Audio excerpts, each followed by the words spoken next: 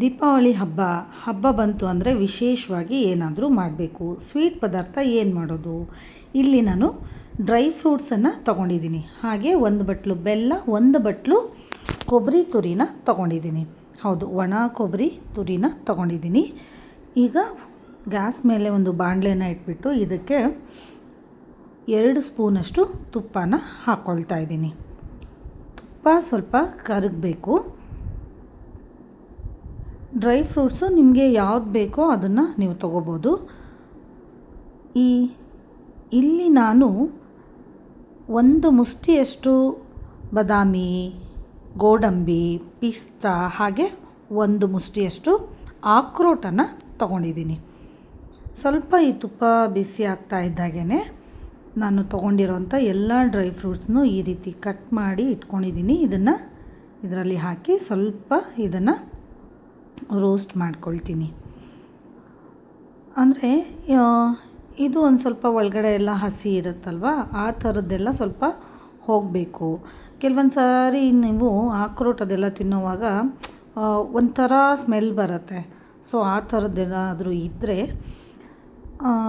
ಅದೆಲ್ಲ ಹೋಗುತ್ತೆ ಅನ್ನೋ ಕಾರಣಕ್ಕೆ. ಆಮೇಲೆ ಇದನ್ನೊಂದು ವಾರ 10 ದಿನ ಇಟ್ಬಿಟ್ಟು ನಾವು ಸ್ವೀಟ್ಗಳನ್ನ ತಿನ್ನೋದ್ರಿಂದ ಅದೆಲ್ಲವೂ ಚೆನ್ನಾಗಿ ಡ್ರೈ ಆಗಲಿ ಅನ್ನೋ ಕಾರಣಕ್ಕೆ ತುಪ್ಪ ಹಾಕಿಬಿಟ್ಟು ಈ ರೀತಿ ಇದನ್ನು ಫ್ರೈ ಮಾಡ್ಕೊಳ್ತಾ ಇದ್ದೀನಿ.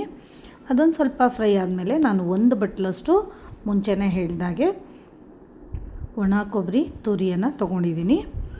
ಇದನ್ನು ನಾನು ತೀರಾ ತುರಿದಿರೋದಂದರೆ ಎಳೆ ಆಗಿ ತುರಿದಿಲ್ಲ, ತೀರಾ ಸಣ್ಣದಾಗಿ ಇದನ್ನು ತುರ್ಕೊಂಡಿದ್ದೀನಿ. ನೀವು ಸ್ವಲ್ಪ ಎಳೆಯಾಗಿ ತೊಗೊಳ್ತೀನಿ ಅಂದರೆ ಪರವಾಗಿಲ್ಲ, ಆ ರೀತಿಯೂ ಕೂಡ ತೊಗೋಬೋದು. ಅಥವಾ ಈಗ ಅಂಗಡಿಗಳಲ್ಲಿ ಈ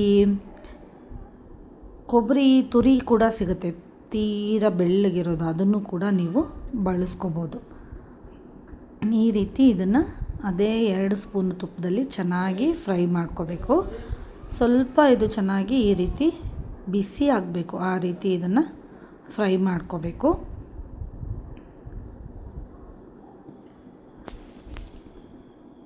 ಇಷ್ಟು ಬಿಸಿ ಆದರೆ ಸಾಕು. ಒಂದು 7ರಿಂದ 8 ನಿಮಿಷ ಇದನ್ನು ಎಲ್ಲವನ್ನು ಚೆನ್ನಾಗಿ ಫ್ರೈ ಮಾಡಿಕೊಂಡು ಫ್ಲೇಮನ್ನು ಆಫ್ ಮಾಡಿ ಇದನ್ನು ನಾನೀಗ ಒಂದು ತಟ್ಟೆಗೆ ತೆಗೆದು ಇಡ್ತಾಯಿದ್ದೀನಿ. ಅದೇ ಬಾಣಲೆಗೆ ನಾನೀಗ 1 ಬಟ್ಲು ಬೆಲ್ಲವನ್ನು ತೊಗೊಂಡಿದ್ನಲ್ಲ, ಆ ಬೆಲ್ಲವನ್ನು ಕರಗಿಸ್ಕೊಳ್ತಾ ಇದ್ದೀನಿ. ಈ ಬೆಲ್ಲಕ್ಕೆ ನೀವು 1 ಸ್ಪೂನಷ್ಟು ತುಪ್ಪ ಹಾಕಿ ಕರಗಿಸ್ಕೊಂಡ್ರೆ ಸಾಕು. ಇದೇನಪ್ಪ ಬೆಲ್ಲ ಹಾಕ್ತಾಯಿದ್ದಾರೆ, ಇದರ ಎಳೆ ಬರಬೇಕಾ, ಇದು ಪಾಕ ತೆಕ್ಕೋಬೇಕಾ, ಆ ಥರದ್ದೇನೂ ಇಲ್ಲ. ನಮಗೆ ಬೆಲ್ಲ ಸ್ವಲ್ಪ ಕರಗಿದರೆ ಸಾಕು.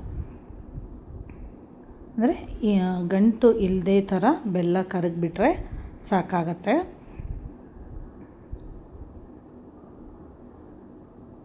ಬೆಲ್ಲವನ್ನು ಚೆನ್ನಾಗಿ ಕರಗಿಸ್ಕೋಬೇಕು. ಇದಕ್ಕೆ ನೀವು ಸ್ವಲ್ಪ ನೀರನ್ನು ಹಾಕಿ ಕರಗಿಸ್ಕೊಳ್ತೀವಿ ಅನ್ನೋದಿದ್ದರೆ 1 ಅಥವಾ 2 ಸ್ಪೂನಷ್ಟು ಮಾತ್ರ ನೀರನ್ನು ಬೆರೆಸ್ಬಿಟ್ಟು ಕರಗಿಸ್ಕೊಳ್ಳಿ. ಅದರ ಅವಶ್ಯಕತೆ ಇಲ್ಲ. ಬೆಲ್ಲ ಒಂದು ಸ್ಪೂನಷ್ಟು ತುಪ್ಪ ಅಥವಾ ಎಣ್ಣೆ ಕೂಡ ಹಾಕಿಬಿಟ್ಟು ನೀವು ಈ ರೀತಿ ಚೆನ್ನಾಗಿ ಕರಗಿಸ್ಕೋಬೋದು. ಸ್ವಲ್ಪ ಈ ರೀತಿ ಗಂಟುಗಳಿದ್ದರೆ ಅದನ್ನು ಸ್ಪೂನಿಂದ ಈ ರೀತಿ ಒಡೆದ್ಬಿಟ್ಟು ಕರಗಿಸ್ಕೊಳ್ಳಿ. ಅಥವಾ ನೀವು ತುರಿದ್ಬಿಟ್ಟು ಮಾಡ್ಕೊಳ್ತೀವಿ ಅನ್ನೋದಾದರೆ ತುಂಬ ಸುಲಭವಾಗಿ, ತುಂಬ ಬೇಗನೆ ಬಿಸಿ ತಾಗ್ತಾ ಇದ್ದ ಹಾಗೇ ಬೆಲ್ಲ ಕರಗೋಗುತ್ತೆ. ಆದರೆ ಫ್ಲೇವರ್ಗೋಸ್ಕರ ನಾನು ಒಂದು ಸ್ವಲ್ಪ ತುಪ್ಪನೂ ಹಾಕ್ಕೊಂಡಿದ್ದೀನಿ. ನೋಡಿ, ಸ್ವಲ್ಪ ಆ ರೀತಿ ಗಂಟುಗಳಿರೋದ್ರಿಂದ ಅದು ಕರಗಿದ್ರೆ ಸಾಕು. ಇದು ಪಾಕ ತೆಕ್ಕೋಬೇಕು, ಎಳೆ ಬರಬೇಕು, ಗಟ್ಟಿ ಆಗಬೇಕು. ಇದನ್ನು ಪ್ಲೇಟಲ್ಲಿ ನೀರು ತಗೊಂಡು ಅದಕ್ಕೆ ಹಾಕಿ ನೋಡಬೇಕು. ಆ ಥರದ್ದು ಯಾವ ಗೋಜಲು ಗೊಂಗಾಟ ಏನೂ ಇಲ್ಲದೇ ತುಂಬ ಸುಲಭವಾಗಿ ಮಾಡುವಂಥ ಸ್ವೀಟ್ ಇದು. ನೋಡಿ, ಇಷ್ಟಾಗಿ ಈ ಬೆಲ್ಲ ಕರಗಿದ್ರೆ ಸಾಕು. ನಾನು ಮುಂಚೆನೇ ಹೇಳಿದಾಗೆ ನೀವು ತುರಿದ್ಬಿಟ್ಟು ಬೆಲ್ಲನ ಕರಗಿಸ್ಕೊಳ್ತಾ ಇದ್ದೀರಿ ಅಂದರೆ ಇನ್ನೂ ಸುಲಭವಾಗಿ ಬೇಗನೆ ಕರಗೋಗುತ್ತೆ ಬೆಲ್ಲ. ನಾನ್ ಸ್ಟಿಕ್ ಪಾತ್ರೆಯಲ್ಲಿ ಈ ಥರದ್ದಲ್ಲಿ ನೀವು ಮಾಡ್ಕೋಬೋದು. ಸ್ಟೀಲಲ್ಲಿ ಮಾಡ್ತಾ ಇದ್ದೀರಿ ಅನ್ನೋದಾದರೆ ನೀವು ಫ್ಲೇಮನ್ನು ಸ್ವಲ್ಪ ಲೋ ಫ್ಲೇಮ್ ಇಟ್ಬಿಟ್ಟೆ ಬೆಲ್ಲನ ಕರಗಿಸ್ಕೋಬೇಕು. ಇಲ್ಲ ಅಂದರೆ ತುಂಬ ಬೇಗ ಕರ್ಗೋದ್ರಿಂದ ಪಾತ್ರೆಗೆ ಅಂಟ್ಕೊಂಡು ಬೇಗನೆ ಅದು ಸೀದೋದು ವಾಸನೆ ಬರೋದಕ್ಕೆ ಶುರುವಾಗುತ್ತೆ, ಬೆಲ್ಲ ಸೀದೋಗುತ್ತೆ ಕೂಡ. ಇಷ್ಟು ಈ ರೀತಿ ಬೆಲ್ಲ ಕರಗಿದ್ರೆ ಸಾಕು.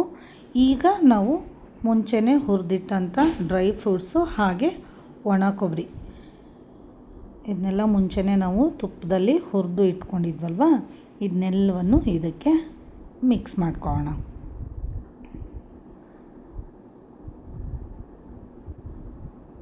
ಚೆನ್ನಾಗಿ ಇದೆಲ್ಲವನ್ನು ಮಿಕ್ಸ್ ಮಾಡ್ಕೋಬೇಕು. ನಾನು ಹೇಳಿರೋ ಪ್ರಮಾಣದಲ್ಲಿ ನೀವು ಮಾಡೋದಾದರೆ 1 ಬಟ್ಲು ಕೊಬ್ಬರಿಗೆ 1 ಬಟ್ಲು ಬೆಲ್ಲ ಸಾಕಾಗತ್ತೆ. ನಿಮಗೆ ಸ್ವೀಟು ಇನ್ನೂ ಜಾಸ್ತಿ ಬೇಕು ಅನಿಸಿದರೆ ನೀವು ಇನ್ನೊಂದು ಅರ್ಧ ಬಟ್ಲು ಬೆಲ್ಲನ ತೊಗೋಬೋದು. ಅಥವಾ ಕ್ವಾಂಟಿಟಿ ಇನ್ನೂ ಜಾಸ್ತಿ ಬೇಕು ಅನ್ನೋದಾದರೆ ನೀವು ಇನ್ನೂ 1 ಬಟ್ಲು ಕೊಬ್ಬರಿಯನ್ನು ಕೂಡ ಹಾಕ್ಕೋಬೋದು.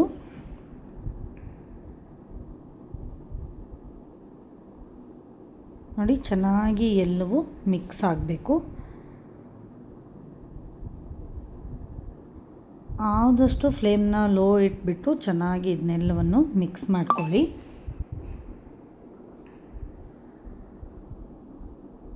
ಇದೆಲ್ಲವೂ ಮಿಕ್ಸ್ ಆಗ್ತಾ ಇದ್ದಾಗೇ ಇದಕ್ಕೆ ನಾನಿಲ್ಲಿ ಸ್ವಲ್ಪ ಜಾಜಿಕಾಯಿ ಹಾಗೆ ಏಲಕ್ಕಿ, ಲವಂಗ ಹಾಗೆ 1 ಸ್ಪೂನಷ್ಟು ಸಕ್ಕರೆನ, ಬೇಕು ಅಂದರೆ ಸಕ್ಕರೆನ ಸ್ಕಿಪ್ ಮಾಡ್ಬೋದು. ಇದನ್ನು ಪುಡಿ ಮಾಡಿಬಿಟ್ಟು ಇದಕ್ಕೆ ಹಾಕ್ಕೊಳ್ತಾ ಇದ್ದೀನಿ ಫ್ಲೇವರ್ಗೋಸ್ಕರ. ಹಾಗೆ ಸ್ವೀಟಲ್ಲಿ ಯಾವತ್ತೂ ನಾವು ಏಲಕ್ಕಿ, ಲವಂಗ ಈ ಥರ ಬಳಸೋದ್ರಿಂದ ತುಂಬ ಚೆನ್ನಾಗಿರುತ್ತೆ. ಅದನ್ನು ಮಿಕ್ಸ್ ಮಾಡಿ ನಾನೀಗ ಇದನ್ನು ತಟ್ಟೆಗೆ ತೆಗೆದು ಇಟ್ಕೊಂಡಿದ್ದೀನಿ. ಅಂದರೆ ಇದು ಪೂರ್ತಿಯಾಗಿ ಆರಬೇಕು, ಆ ಕಾರಣಕ್ಕೆ ಇದನ್ನು ಗ್ಯಾಸಿಂದ ಇಳಿಸ್ಬಿಟ್ಟು ಇದನ್ನು ಆರಿಸೋದಕ್ಕೆ ಬಿಟ್ಟಿದ್ದೀನಿ. ಈ ಟೈಮಲ್ಲಿ ನಾನು ಮೈದಾ ಹಿಟ್ಟನ್ನು ಕಲಸಿ ಈ ಥರ ಉಂಡೆಗಳನ್ನ ಮಾಡಿ ಇಟ್ಕೊಳ್ತಾ ಇದ್ದೀನಿ. ಈಗ ನಿಮಗೆ ಗೊತ್ತಾಗಿರಬೇಕು ಈ ಸ್ವೀಟು ನಾನು ಏನು ಮಾಡ್ತಾ ಇದ್ದೀನಿ ಅಂತ. ಎಲ್ಲರೂ ಈ ಕರ್ಜಿಕಾಯಿನ ಮಾಡ್ತಾರೆ. ಕರ್ಜಿಕಾಯಿ ಕೊಬ್ಬರಿ ಹಾಗೆ ಶೇಂಗಾ, ಬೆಲ್ಲ, ಸಕ್ಕರೆ, ಪುಟಾಣಿ ಈ ಥರದನ್ನೆಲ್ಲ ಬಳಸಿ ಮಾಡ್ತಾರಲ್ವ, ಅದೇ ರೀತಿ ಇದನ್ನು ನಾವು ಡ್ರೈ ಫ್ರೂಟ್ಸ್ ಬಳಸಿ ಮಾಡುವಂಥ ಕರ್ಜಿಕಾಯಿ. ಅಥವಾ ಇದನ್ನು ಕೆಲವೊಂದು ಕಡೆ ಇದನ್ನು ಗುಜಿಯಾ ಅಂತ ಕೂಡ ಕರೀತಾರೆ. ಸಾರಿ ಫ್ರೆಂಡ್ಸ್, ನಾನು ಅದೆಲ್ಲವೂ ಡ್ರೈ ಫ್ರೂಟ್ಸ್ ಮಿಶ್ರಣವನ್ನು ನಾನು ಮಿಕ್ಸಿ ಮಾಡ್ಕೊಂಡಿದ್ದೀನಿ. ಆ ವಿಡಿಯೋ ಸ್ಕಿಪ್ ಆಗಿದೆ. ಸ್ವಲ್ಪ ತರಿಯಾಗಿ ಇದನ್ನು ಮಿಕ್ಸಿ ಮಾಡಿಕೊಂಡ್ರೆ ಸಾಕು, ತೀರ ಪುಡಿ ಮಾಡಬೇಕು ಅಂತ ಏನೂ ಇಲ್ಲ. ಇಷ್ಟಾದರೆ ಸಾಕು. ಈ ರೀತಿ ಇದನ್ನು ಎಲೆಗಳನ್ನ ಲಟ್ಟಿಸ್ಕೊಂಡ್ಬಿಟ್ಟು ಈ ರೀತಿ ಎಲೆಯಲ್ಲಿ ತುಂಬಿ ಈ ರೀತಿ ಫೋಲ್ಡ್ ಮಾಡಿ ಇದನ್ನ ಇಡ್ತಾ ಬರೋದು. ಇದು ನಮಗೆ ಅರ್ಥ ಆಗಲಿಲ್ಲ ಅನ್ನೋದಾದರೆ ನೀವು ಪುರಿ ಎಲ್ಲ ಲಟ್ಟಿಸ್ತೀರಲ್ವ, ಆ ರೀತಿ ಪುರಿ ಥರ ಅದನ್ನು ಲಟ್ಟಿಸ್ಬಿಟ್ಟು ಅದರಲ್ಲಿ ಈ ಪುಡಿನ ತುಂಬಿ ಮಾಡ್ಕೊಳ್ಳೋದು. ಇದಕ್ಕೆ ನಾನು ಹಾಲಾಗಲಿ ನೀರಾಗಲಿ ಎಡ್ಜಿಗೆಲ್ಲ ಹಚ್ತಾರೆ, ಆ ಥರದ್ದನ್ನೇನನ್ನು ನಾನು ಮಾಡ್ತಾಯಿಲ್ಲ. ಸಿಂಪಲ್ಲಾಗಿ ಸುಮ್ಮನೆ ಕೈಯಿಂದನೇ ಈ ರೀತಿ ಒತ್ತಿಬಿಟ್ಟು ಮಾಡ್ತಾಯಿದ್ದೀನಿ. ನೋಡಿ, ಇಷ್ಟು ಈ ಪ್ರಮಾಣದಲ್ಲಿ ನಿಮಗೆ ಗೊತ್ತಾಗಲಿ ಅನ್ನೋ ಕಾರಣಕ್ಕೆ, ಇದನ್ನು ಫೋಲ್ಡ್ ಮಾಡೋದು ಹೇಗೆ ಅನ್ನೋದು ಗೊತ್ತಾಗಲಿ ಅನ್ನೋ ಕಾರಣಕ್ಕೆ ಸ್ವಲ್ಪ ಹತ್ತಿರದಿಂದನೇ ನಿಮಗೆ ತೋರಿಸ್ತಾ ಇದ್ದೀನಿ. ಈ ರೀತಿ ಒತ್ತಿಬಿಟ್ಟು ಆಮೇಲೆ ಆ ಎಡ್ಜಸ್ನೆಲ್ಲ ಎತ್ತಿ ಈ ರೀತಿ ಮೇಲ್ಗಡೆ ಹಾಕ್ಕೊಂಡ್ರೆ ಈ ಡಿಸೈನ್ ತಾನಾಗೆ ಬರುತ್ತೆ. ಇದು ನಮ್ಮ ಅಜ್ಜಿ ಇದೇ ಥರನೇ ಮಾಡ್ತಾಯಿದ್ರು, ಸೊ ನಮಗೂ ಕೂಡ ಇದೇ ರೂಢಿ. ಈ ರೀತಿ ಮಾಡಿಬಿಟ್ಟು ನಾನು ಎಣ್ಣೆನ ಮುಂಚೆನೇ ಕಾಯೋದಕ್ಕೆ ಇಟ್ಟಿದ್ದೆ. ಈ ಎಣ್ಣೆಯಲ್ಲಿ ಇದನ್ನು ಎಣ್ಣೆ ಬಿಸಿ ಆಗಬೇಕು, ತೀರಾ ತಣ್ಣಗೆಲ್ಲ ಇರಬಾರ್ದು, ತೀರಾ ಬಿಸಿನೂ ಆಗಬಾರ್ದು. ಸ್ವಲ್ಪ ಎಣ್ಣೆ ಬಿಸಿ ಆಗ್ತಾ ಇದ್ದಾಗೇ ಸ್ವಲ್ಪ ಹಿಟ್ಟನ್ನು ಹಾಕಿಬಿಟ್ಟು ನೋಡಿ ಗೊತ್ತಾಗುತ್ತೆ ನಿಮಗೆ. ಸೊ ಈ ರೀತಿ ಇದನ್ನು ಕರಿಯೋದು.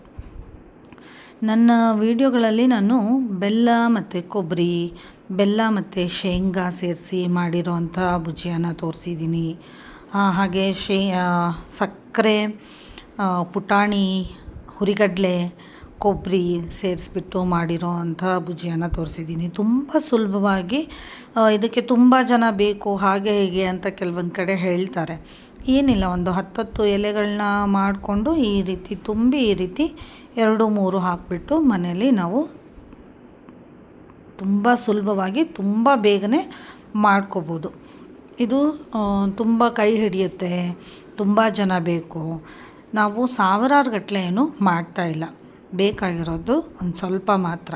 ಹಾಗಾಗಿ ಇದು ಒಂದು 100-200 ನಾವು ಒಬ್ಬರೇ ಆರಾಮಾಗಿ ಮಾಡ್ಕೋಬೋದು. ಇಷ್ಟು ಕೆಂಪಗಾದಮೇಲೆ ನಾನು ಇದನ್ನು ತೆಗಿತಾ ಇದ್ದೀನಿ. ನಿಮಗೆ ಈ ರೀತಿ ತೀರಾ ಕೆಂಪಿಗೆಲ್ಲ ಬೇಡ ಅನ್ನೋದಾದರೆ ಸ್ವಲ್ಪ ಪ್ರಮಾಣದಲ್ಲಿ ಆಚೆ ಈಚೆ 2 ಬದಿಲಿ ಚೆನ್ನಾಗಿ ಬೆಂದ್ಕೊಂಡಿದೆ ಅಂತ ಅನ್ನಿಸ್ದಾಗ ನೀವು ತೆಗಿಬೋದು. ನೋಡಿ, ನಾನು ತೆಗೆದುಬಿಟ್ಟು ಒಂದು ಪಾತ್ರೆಗೆ ಹಾಕ್ತಾ ಬರ್ತಾಯಿದ್ದೀನಿ. ಇದನ್ನು ನನ್ನ ಮಗಳು ಲೈಟೆಲ್ಲ ಹಾಕಿ ಇದನ್ನ ಚೆನ್ನಾಗಿ ವಿಡಿಯೋ ಮಾಡೋಣ ಮಮ್ಮಿ ಅಂದ್ಬಿಟ್ಟು ಈ ರೀತಿ ವಿಡಿಯೋ ಮಾಡಿ ತೋರಿಸ್ತಾ ಇದ್ದಾಳೆ. ನಿಮಗೆ ಸಕ್ಕರೆದ್ದು ಅಥವಾ ಕಡಲೆ ಬೀಜದ್ದು ಭುಜಿಯಾ ಅಥವಾ ಇದಕ್ಕೆ ಕರ್ಜಿಕಾಯಿ ಈ ಥರದ್ದು ಬೇಕು ಅನ್ನೋದಾದರೆ ನನ್ನ ಹಳೆ ವೀಡಿಯೋಗಳನ್ನ ನೋಡಿ. ಇದು ಡ್ರೈ ಫ್ರೂಟ್ಸಿಂದ ಮಾಡಿರೋವಂಥ ಭುಜಿಯಾ ಅಥವಾ ಕರ್ಜಿಕಾಯಿ. ಒಂದು ಸಾರಿ ನೀವು ಕೂಡ ಮನೆಯಲ್ಲಿ ಟ್ರೈ ಮಾಡಿ ಹೇಗಾಗಿದೆ ಅಂತ ನನಗೆ ಕಮೆಂಟ್ ಮಾಡಿ ತಿಳಿಸಿ. ತುಂಬ ಚೆನ್ನಾಗಿರುತ್ತೆ. ಆದರೆ ನೀವು ಒಂದು ಸಾರಿ ಟ್ರೈ ಮಾಡಿಬಿಟ್ಟು ಮನೇಲಿ ಮಾಡಿ ಹೇಗಾಗಿದೆ ಅಂತ ತಿಳಿಸಿದರೆ ನನಗೂ ಸಂತೋಷ. Thank you.